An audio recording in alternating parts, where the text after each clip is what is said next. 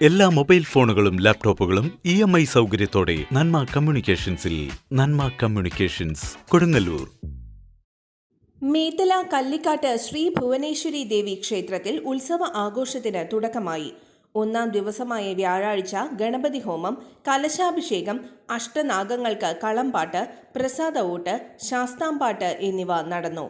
വെള്ളിയാഴ്ച ശ്രീബലി എഴുന്നള്ളിപ്പ്, നടക്കൽ പറയെടുപ്പ്, പൊങ്കാല സമർപ്പണം, വീരഭദ്രൻ സ്വാമിക്കും മുത്തപ്പനും കളംപാട്ട്, പകൽപൂരം, നടക്കൽ പറയെടുപ്പ്, ദേവിക്ക് കളവും പാട്ടും, എഴുന്നള്ളിപ്പ് തുടങ്ങിയ ചടങ്ങുകൾ നടക്കും.